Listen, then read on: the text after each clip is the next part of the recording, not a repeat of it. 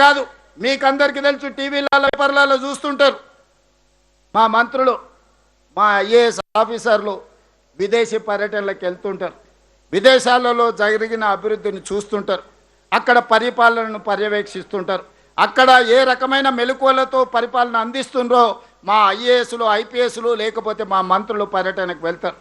నేను ఆలోచన చేసిన, నేను కూడా ముఖ్యమంత్రిగా చాలా దేశాలు చూసిన, ఆ దేశాలకు వెళ్ళినప్పుడు అక్కడ పాఠశాలలో ఉన్న విషయాలను నేను కనుక్కున్నా, ఆలోచన చేసి మా విద్యాశాఖకు సూచన చేసిన, మనం ఎందుకు భవిష్యత్ తరాలను దేశ భవిష్యత్తు తరగతి గదుల్లో ఉందన్నప్పుడు ఆ టీచర్లను కూడా విదేశాలలో ఉన్న నాణ్యమైన విద్యను పరిశీలించడానికి మనం ఎందుకు పంపించకూడదు అని ఆలోచన చేసి ఈ సంవత్సరం ఫిన్లాండ్ దేశానికి 25 మంది టీచర్లను విదేశాలలో ఉన్న నాణ్యమైన విద్యను పరిశీలించడానికి ఈరోజు మన ప్రభుత్వ టీచర్లను పంపించడం జరిగింది.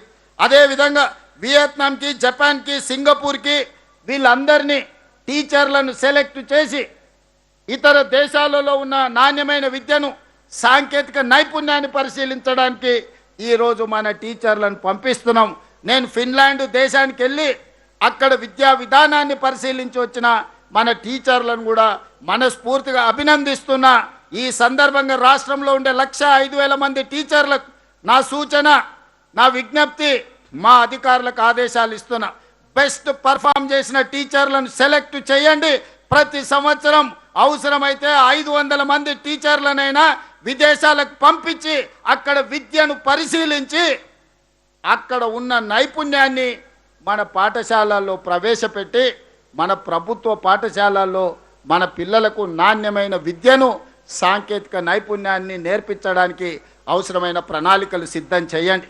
ఏ టీచర్లు అయితే పిల్లల పట్ల ప్రేమతో, ఏ టీచర్లు పిల్లల నైపుణ్యాన్ని పెంపొందిస్తారో, ఏ టీచర్లు పిల్లలో ఉన్న నైపుణ్యాన్ని గుర్తిస్తారో, అది క్రీడలలో కావచ్చు, చదువులో కావచ్చు, వివిధ సబ్జెక్టుల్లో కావచ్చు, అలాంటి టీచర్లను అభినందించే బాధ్యత మా రాష్ట్ర ప్రభుత్వం తీసుకుంటుంది.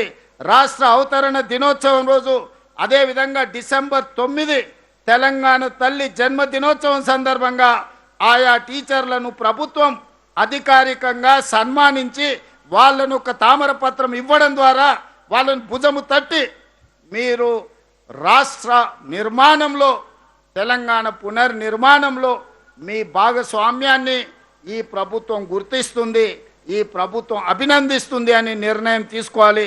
దానికి సంబంధించిన అంశాలను కూడా ఈనాడు మన అధికారులు ఆదేశాలు ఇస్తున్న దానికి సంబంధించిన ఏర్పాట్లు చేయండి. అదే